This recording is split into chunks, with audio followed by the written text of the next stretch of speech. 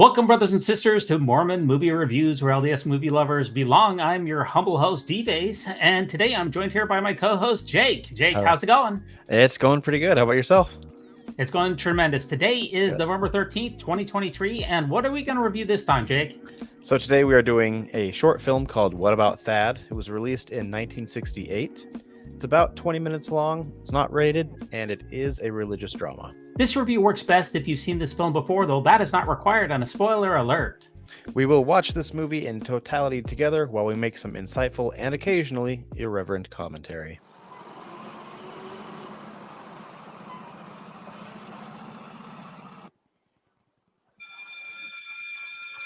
All right, class. Just put your papers at the edge of the desk and then you may leave.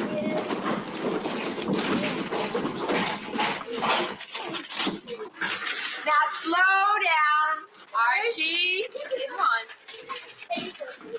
Neatly. You can go now. Dad, haven't you finished your assignment yet? I think a young man like you would try and get his assignments done right away so he could go out and play ball with the rest of the boys. They wouldn't let me anyway. What do you mean? I'm not good enough. Tell you what, I know a team on the North playing field that still needs one more player, and I think if you go right now, they'd let you play with them. Do you really think they'd let me? Try it. Okay, so Jake, what are your first impressions of Thad and this short? So my first impression, honestly, I kind of relate to this kid. He definitely has social issues. Probably a hard time making friends, is always left out. It makes you definitely feel for him. Can I play?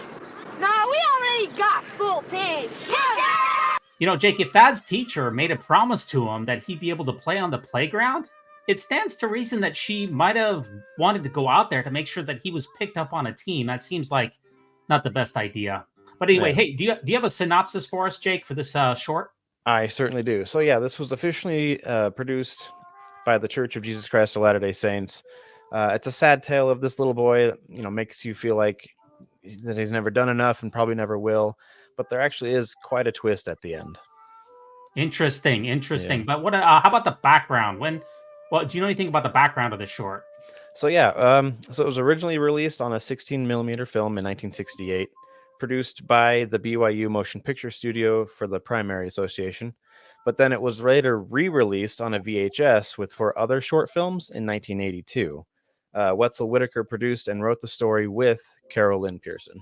Thad appears to be a lonely outcast, and this film is in the same vein as the LDS classic Cipher in the Snow. The musical accompaniment here is by a forlorn flute and a guitar, and the underscoring, it's a tried and true musical accompaniment to show sadness and isolation. Thad, he always seems to have his head down to show that he's downtrodden. He navigates his sad world all by himself, and those wide shots show that he's all alone. And also notice this, Jake, no one is at home to greet our protagonist. What is that telling us?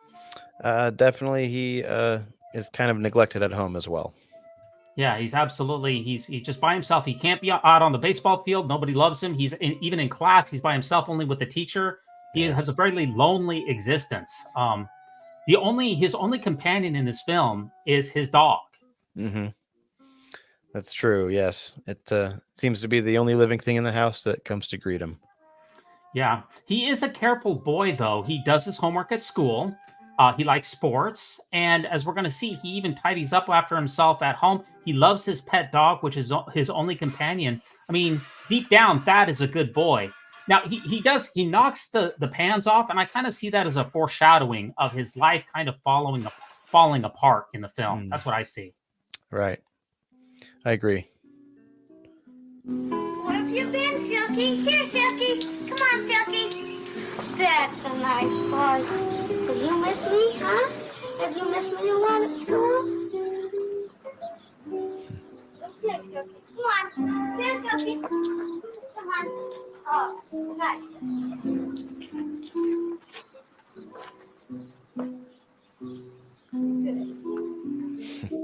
Hey, Michelle, hurry up. Mom's waiting to take us to primary. Hey, wait for me. I'm coming too.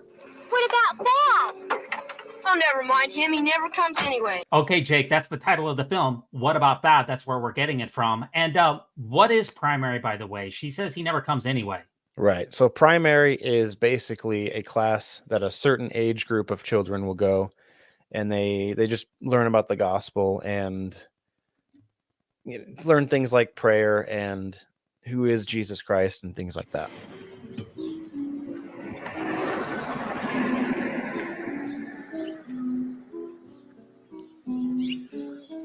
Maybe I should go to primary.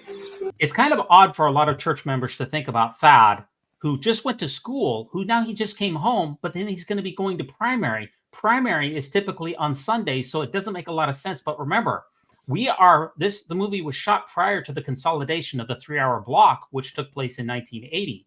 So children's primary, the Sunday school, took place during the week, either in an afternoon or an evening, and was not on Sundays. Hence why Thad can go to school and then go to primary later that day. Now, Thad, he thinks that he might want to go to church, but others around him, they don't provide him with the opportunity. And because he is alone, it makes it harder for him to attend primary.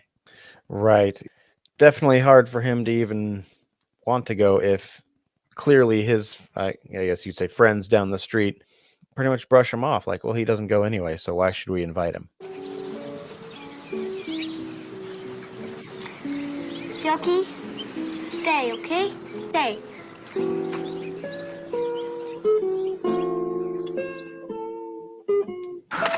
Hey, look who's coming to primary.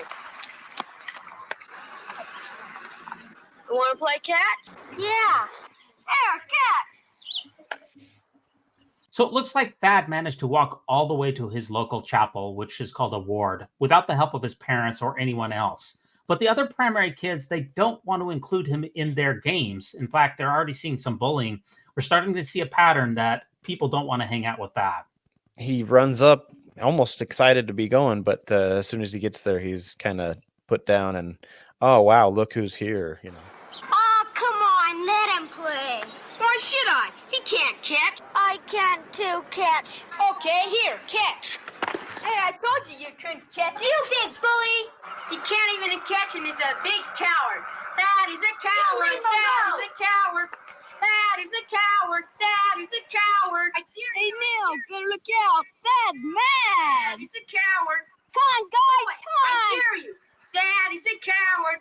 That is a coward. That is a coward. Throw it. Come on, throw it. Go ahead, throw it. You only miss and break the window.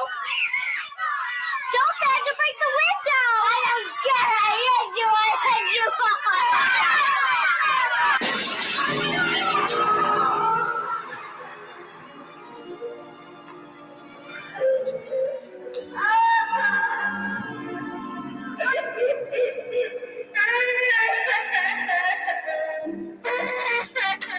All right, who did this? Boys? What happened? They made him do it, Mr. Kendall. They teased him and they made him. Dad, come on, it's time for primary. Quite melodramatic, he breaks the window. It's a little cringeworthy. It's got the overblown emotions and the music. And people could poke fun at the filmmaking in the 1960s, but even at the end of it, he's still left alone by himself. Right. And it's kind of surprising, where were the teachers while all of this yelling and taunting was happening? Because when he breaks the window, it makes it seem like they were just right inside the door. So they had to have seen this or at least heard something. Exactly. There should have been adult supervision outside while the children are gathering, getting ready for primary, Exactly. especially when they're playing games. In fact, the children, as having been a school teacher myself, you want to invite the children to come in and then have an activity that is a settling activity for them, of getting them focused and getting them ready for a church lesson instead of just locking them out of the chapel without any adult supervision whatsoever. It seems like the filmmakers kind of inserted this as a filmic device just to stir up trouble. Right. Yeah, they definitely used it to Hollywoodize the bullying that this boy goes through. Will you come in? No, I'm never coming back again. Dad.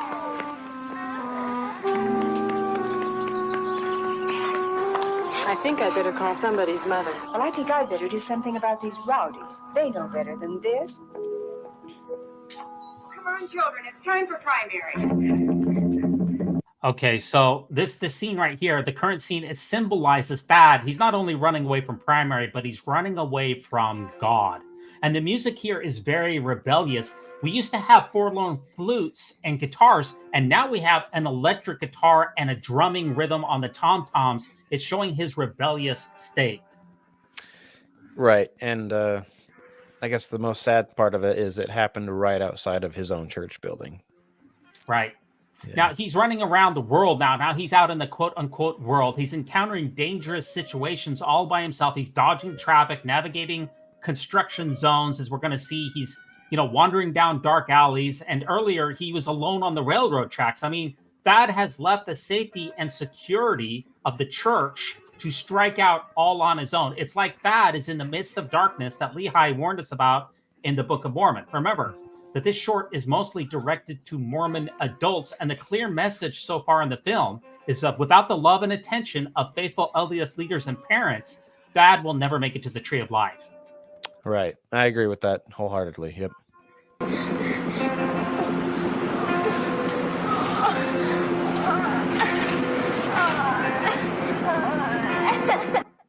Okay, and that's the title of the movie, What About Thad? That's a question that's mostly to LDS adults. Now we're going to see the two women that we saw at the church earlier. It turns out one of them is Thad's teacher and one of them is Thad's Sunday school president. Hi.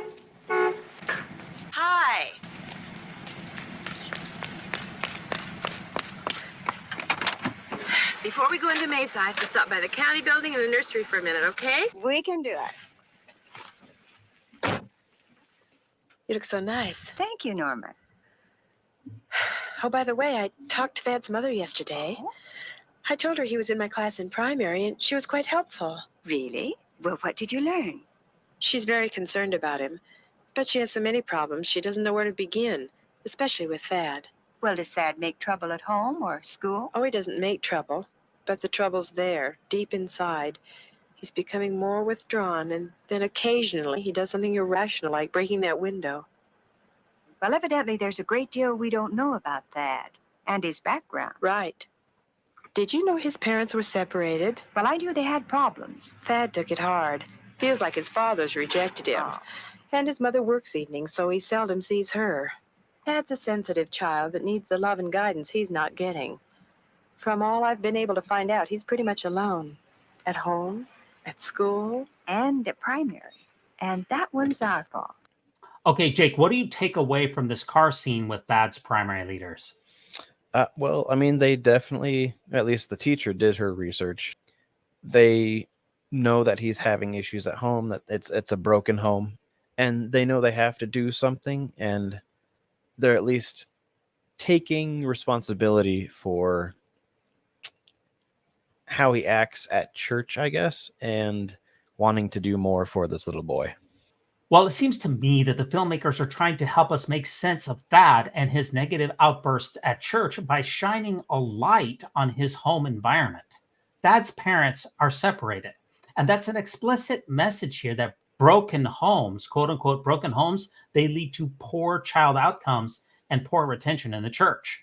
Thad's mother, think about that. She also works outside of the home, and this is the 1960s. That was very much frowned upon in the church, especially by leaders like Spencer Kimball and Harold B. Lee. It's another subtle clue from the filmmakers that's telling us that if a woman at this time is working outside of the home, that's going to negatively affect your children's behavior. I agree with that. I mean, this is definitely, I guess, a taboo subject, especially within the church culture, that there are going to be children part of a broken home with just a single mother who works outside the home and is not there for her child or children.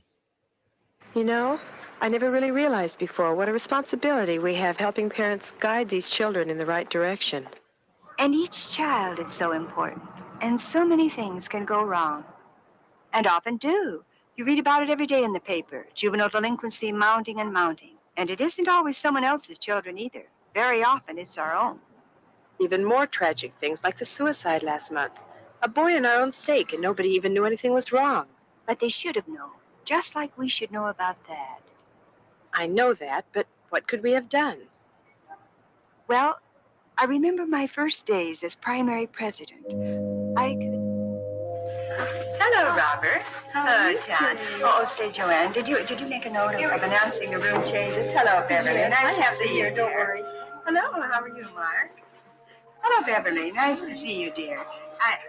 Who's that child? The one who just walked in. Oh, that's the Ross boy. I think his name's Thad. Oh, yes, I remember. I was visiting teacher to his mother at one time. As I recall, there are problems in that home. Hello, Yes, dear. I know. Well, we'll have to keep an eye on him. See if we can give him a little extra encouragement. Yes, let's do that. It is good practice to greet children when they enter a new place like a classroom or a chapel. That's definitely good practice there, although this could definitely be done in a more personable way, in my opinion. Now, the primary president, think about this, Jake. She was the visiting teacher for the Rosses, for Thad's mom, but she Right. literally forgot him. That's a good point. Yes. Yeah. Maybe you need to do a little bit better on visiting teaching has been renamed to ministering. Maybe you need to do a little bit better job if you literally forgot the child in your own visiting teaching home. That seems like a pretty much an abdication of responsibility. That's true, especially if you know for a fact that there's problems going on in that home. But we didn't do it. We didn't encourage you. I know that, but he was so quiet. That's no excuse. Do you think Thad will ever come back to primary? He was never very active to begin with, but that's more my fault than yours. He should have been in my class every week. Would you take care of these, please? I'd be glad to. Thank you. And when he did come, I should have been more sensitive to his needs and made him feel welcome. I remember our class a couple of weeks ago. Can you all say it with me? I know my Father lives and loves me. That's a wonderful message, isn't it, boys and girls? Yes. That our Father in heaven lives and loves us, and it's true. I know that he does. Yes. Now, each of us has a Father here on earth who loves us very much. Now, if any of you were separated from your daddy, and you wanted to talk to him, what could you do? Salvador? How could you Call talk? the telephone. You could call him on the telephone. That's exactly right. Yes, Thad? Well, what if you don't know the telephone number? Children, now let's settle down. Now where were we? Oh, yes. Boys and girls, right now you're living away from somebody that you used to live with before you came here on earth. And he still loves you very, very much. He is your heavenly Father. He wants us to tell him how we are and to hear our problems. He wants to help us. Can we call him on the telephone? No. Well, how can we talk to our Heavenly Father then? Kathy? By prayer, right. Here's a picture that I forgot to show you earlier about a little boy praying. Have any of you ever prayed like this little boy and had a prayer answered? Anyone? Yes, Kathy? Once I was sick and my family prayed for me and I got better. And you got better. Isn't that nice, Kenneth? When we went to Niagara Falls on a trip, it was getting in the dark and I got lost and I prayed by a rock. Oh, that's wonderful, and your prayer was answered. I think it would please our Father in heaven if we thanked him for his love for us, and if we told him how much we loved him. Would someone like to offer to give our closing prayer? Me, teacher, me. Okay, teacher. You pray by yourself? You're all ready to pray to our Father in heaven? So, first of all, the teacher definitely should have corrected the students for laughing at Thad for asking, well, what if you don't know the telephone? And she could have taken that opportunity to use the telephone analogy as our prayer is like picking up the phone to call our Father in heaven. Well, some people don't know how to do that, aka they don't know the number. And I think in that instance, if she had done that, Thad would have probably felt a little more included, and the other students would have understood why he asked the question. Yeah, absolutely. She said, settle down, class, but she should have said, hey, class, we don't laugh at people for answers that are unacceptable. Yeah. So there's a big difference in what she should have done. And this is, this really takes me back because this is the exact same type of primary lessons that I would have been associated with I'm a little bit older than you, but this is exactly those pictures. That's exactly the type of indoctrination that I was raised with. This is a very typical primary lesson where only faith promoting answers are going to be put on the screen. No child you're not going to see in one of these films, these old church movies, somebody raising their hand and say something like this. I prayed that my mom would recover from cancer, but she didn't. She died.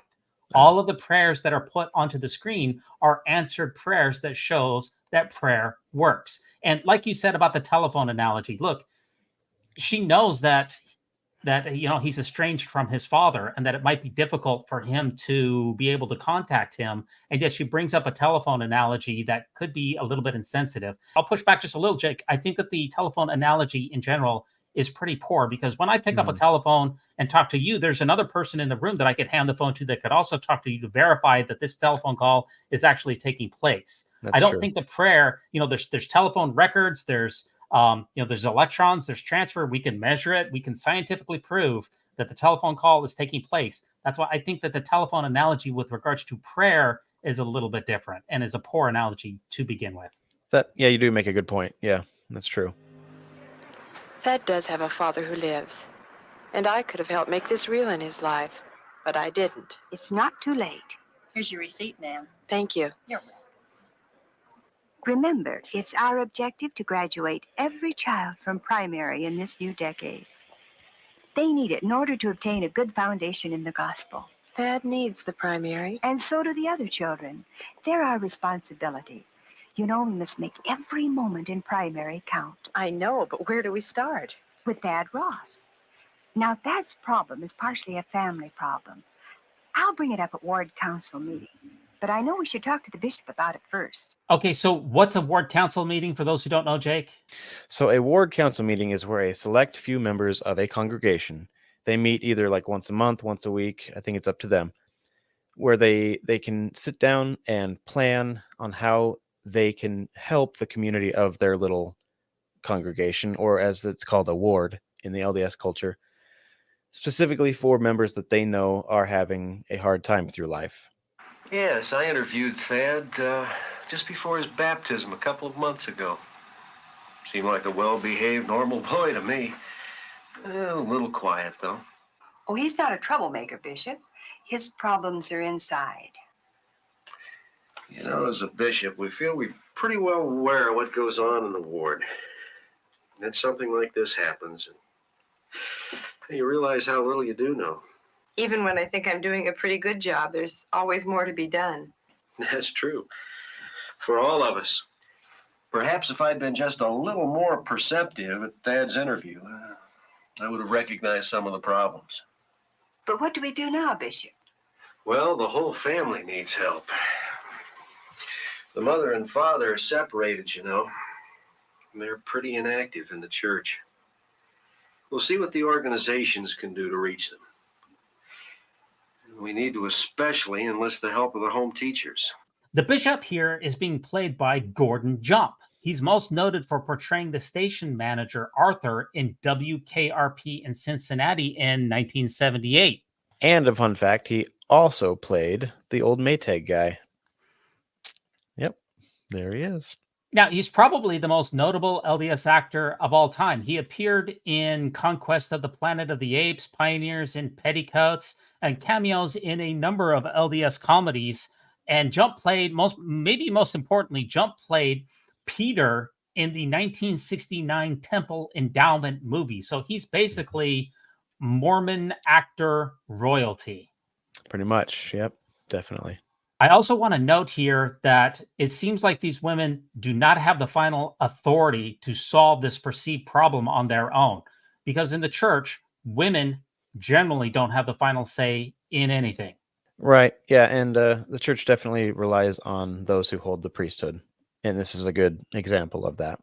So Bishop Jump here says that we need the organizations to reach Jake. What does he mean, organizations? So within the church, there are small groups that are designated to individuals in the congregation to just kind of visit and help guide those who might be having a hard time through life, whether it's faithfully or in the home or personally. Yeah, and it's at this time also that we get to learn that Thad is 8 years old. And how do we know that? It's because he just had his baptismal interview just prior with the bishops. Back here, Sister Ferry. Hi, Brother Stringham. Right here, too. Oh, I'm sorry. I didn't see you. I didn't know you were a wrangler, Brother Stringham. Can't say I am, really. I hear you're quite a gardener, too. By the looks of this yard, you sure can't tell it. I do like to watch young things grow, however. Am I picking up a polygamous vibe here, Jake? No? It's okay. Could be off. Yeah. Okay. Probably off on that. Let's keep watching. So do we. In fact, that's why we're here, Brother Stringham. One of our young things isn't doing so well. Oh? You're home teacher to Sister Ross and her son, aren't you? Yes, I am. Well, Thad's in my primary class, and we're concerned about him. What's the problem? Well, ever since his father's been gone, he's become more and more withdrawn. Until last Thursday in primary, he purposely broke a window. Never knew Thad had any problems. He's always so quiet. Guess it's like my dad used to say, the squeaking wheel always gets the grease. Right. Only Thad doesn't squeak very often. Now that I think about it, there are things I should have noticed. I remember on one of the visits to the family. So unless you have any problems we can help you with, Sister Ross, guess that's it for tonight. Thank you for coming.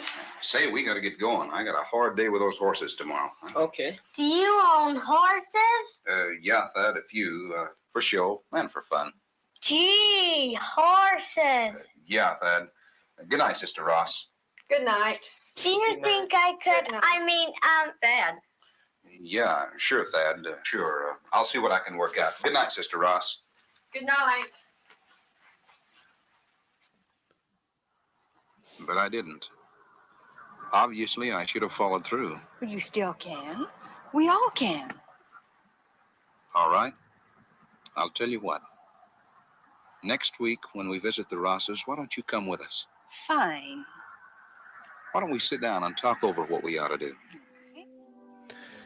All right, so in my opinion, the guy when he's at the home teaching it, the Thad's mom, he kind of treats Thad like, okay, kid, yeah, whatever. You don't just you're bugging me a little bit.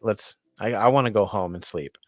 And it actually kind of bugs the heck out of me that they portrayed him like that. Now all of a sudden, when these two women come up to talk to him, he's like, "Oh, you know what? No, I think I would like to go help the little kid." I mean, Yeah, when he had the opportunity earlier, when Thad finally expressed an interest in something, and he basically blew him off. Now later on, he's having second thoughts, and it's just a little incongruous. Right, and it just, I did not like the way that he handled that situation at all. Yeah, you notice at Thad's home that once again Thad's father isn't around for sure. Mm-hmm. And it looks like the children, again, this is the primary program. It looks like they're preparing for, 2 or 3 times a year, all the children put on a primary program that has singing. They memorize scriptures and they do other things for the congregation. It looks like they're preparing for that. Right. Yep. And that's definitely what it is, because it's nothing but children in the congregate or the chapel there, and they're learning a primary song. So, but this is the most shocking part. Thad, he's outside, Jake. He's right there. He's so close to being part of the church, to finding the gospel, and he wants to come in. But we're going to find out that kind of a shocking twist. This is kind of a sad ending here, is that he's left outside in the cold. He doesn't come in. Right. And I mean, something as small as just having a teacher thinking, oh, there's one student missing. Let's at least go see if he's outside in the foyer or something. And they probably would have seen him outside, invite him in. Unfortunately, that didn't happen. So, it's rare to see a church film like this end on such a downer. Usually it's a message of somebody is troubled, somebody's having a difficult time. We use all of the church resources, we say our prayers or whatever it is, and then their life is improved at the end. Here, we show failure after failure of church leaders, and as a result, Thad is lost. What about Thad? Right. And that's actually something I appreciate greatly with this film, is because it shows the realism of what actually happens in real life. It's not this whole happy ending and everyone's so happy together and we're all friends now. It shows what can actually and does happen, quite a few instances. Yeah, so what do you take as the film's overall message? What are the filmmakers trying to send the message to? Whom is the intended audience? And what is the supposed takeaway that we're supposed to learn from What About That? So, in my opinion, the intended audience is the primary teachers. And the message they're trying to convey is if you notice something in one or a couple of your students and you know that there are issues in the home, try to take a little more time and put your attention towards them, even if that just means pulling them aside after class and just saying, how was your day? You know, are you doing well in school? Are you making any friends? Just make them know that you are at least paying attention to them and that you are there for them, even if they feel like no one else would be. Now, we're not the only ones who have attempted a review on this. There's This Week in Mormons has a very popular section that's called Latter-day Video Vault. And they offer text reviews of a lot of old LDS classics, including What About Thad?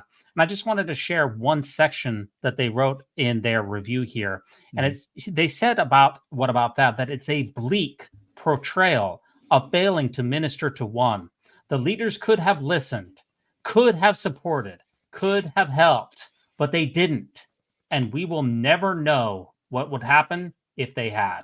What's the last thoughts on What About That here? My final thoughts on this are if you're in a position where you are a primary teacher, either within the LDS church or any other kind of Sunday school setting, where you are teaching children and you know that there is a student in your class that is coming from a broken home, make sure that they know you are there for them. Even if you don't exactly know what's going on at home, just take a little bit of extra time and ask them how their day's going, ask them what their favorite movie is, anything. Just let them know you are actually there for them, because even that little bit could make a world of difference for them.